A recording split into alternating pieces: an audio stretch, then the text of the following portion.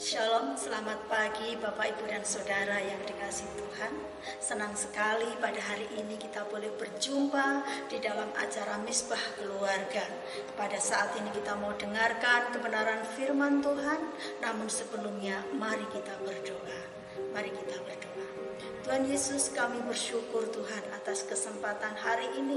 Kami boleh mengambil waktu untuk berdoa bersama, beribadah bersama di dalam ibadah Misbah Keluarga. Kami mau dengar kebenaran sabda-Mu Tuhan, berbicaralah kepada kami agar firman-Mu boleh menjadi rema bagi kami. Terima kasih Tuhan Yesus, dalam nama-Mu kami berdoa. Amin.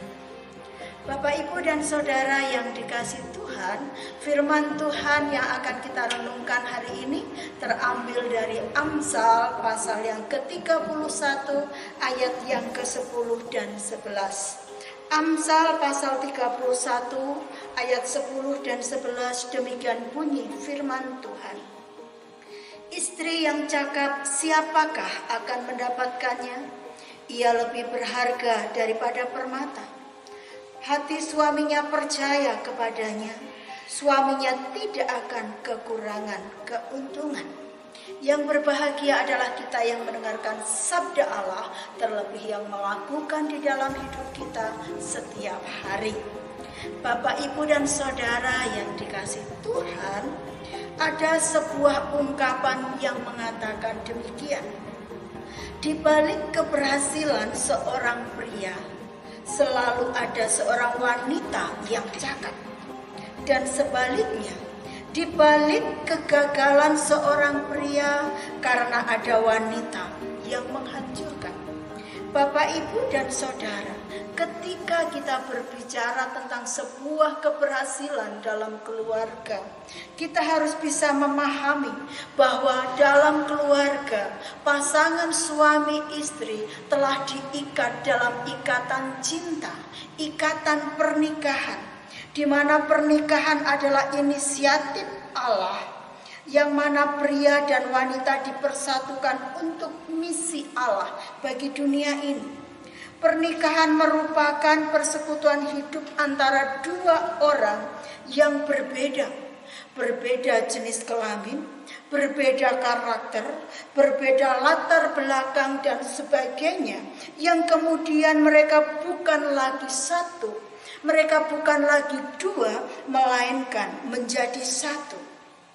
Persekutuan yang telah diikat itu bersifat monogami, di mana cinta hanya bisa terjaga di dalam kehidupan pasangan suami istri ketika mereka menjadi satu. Mereka mampu menyatukan perbedaan-perbedaan yang ada.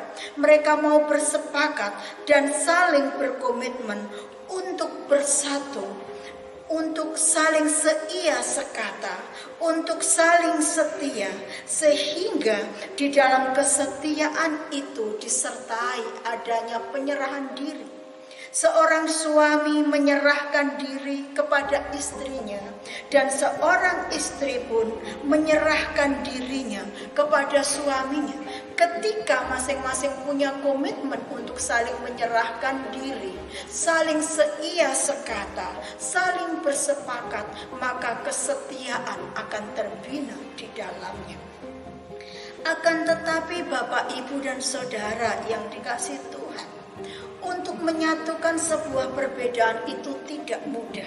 Seringkali seiring jalannya waktu, perbedaan-perbedaan itu akan menjadi bumerang dalam keluarga, akan menjadi persoalan dalam keluarga, di mana keluarga akan merasa bahwa perbedaan satu dengan yang lain itu membuat adanya ketidakcocokan.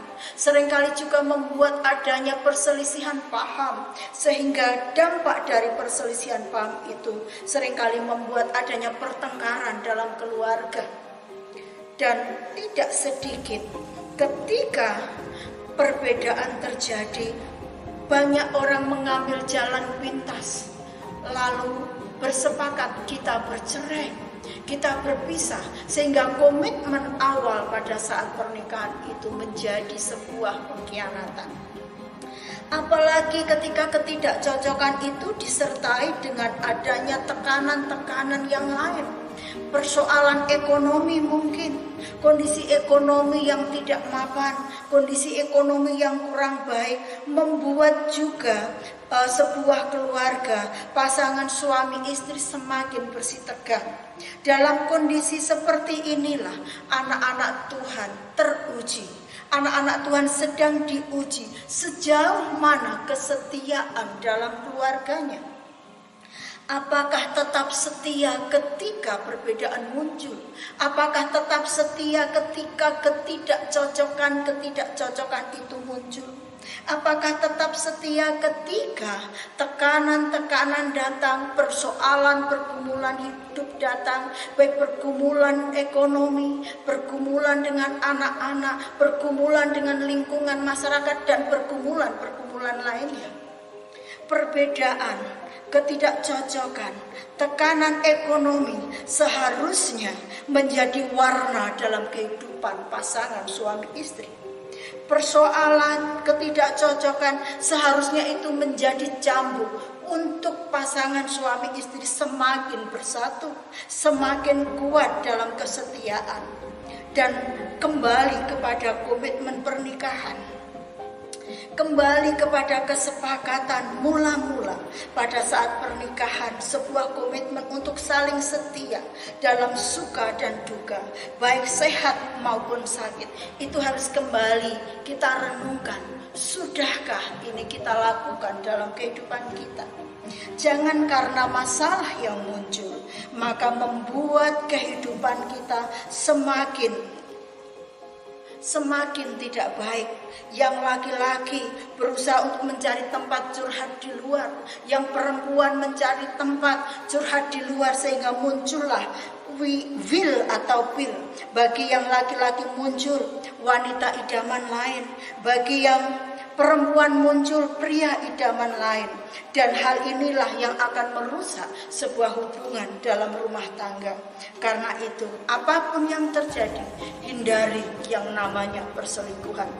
Mari kita belajar untuk saling curhat, saling mengisi kekurangan satu dengan yang lain. Bapak, Ibu, dan Saudara, kembali kepada kesetiaan, kembali kepada komitmen awal, karena kesetiaan adalah sebuah kepatuhan, kesetiaan adalah sebuah ketaatan, kesetiaan adalah sebuah komitmen yang harus dilewati melalui proses secara terus-menerus, sehingga kesetiaan itu berakhir sampai kepada akhir hayat. Bapak, Ibu, dan Saudara, mari kita kembali kepada hubungan di mana Allah telah mempersatukan kita. Karena firman Tuhan Matius 19 ayat 6 mengatakan bahwa demikianlah mereka bukan lagi dua melainkan satu. Karena itu apa yang telah dipersatukan Allah tidak boleh diceraikan manusia. Mari jangan mengambil jalan pintas untuk berpisah, apalagi berselingkuh. Tetap setia sampai akhir, karena inilah yang Tuhan mau. Tuhan mau kita tetap setia, tetap kembali kepada komitmen yang semula. Jadi Bapak, Ibu, dan Saudara yang dikasihi Tuhan, apapun beratnya persoalan dalam hidup kita, ingat, selesaikan bersama Tuhan. Andalkan Tuhan di dalam setiap pergumulan hidup. Jangan ambil jalan pintas untuk bercerai, untuk berpisah, untuk berselingkuh. Tetapi tetap bersatu, seia sekata dengan pasangan. Datang kepada Tuhan, karena hanya di dalam Yesus Kristus ada solusi yang menjanjikan. Amin. Tuhan Yesus memberkati. Mari kita berdoa sekali lagi. Tuhan Yesus, kami bersyukur atas firman-Mu yang sangat singkat hari ini.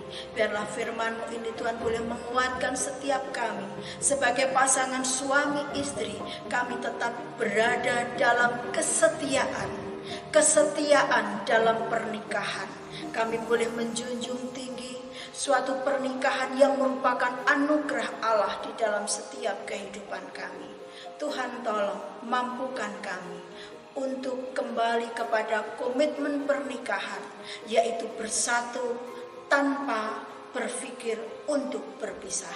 Terpujilah Engkau Tuhan, dalam nama Yesus kami berdoa. Amin.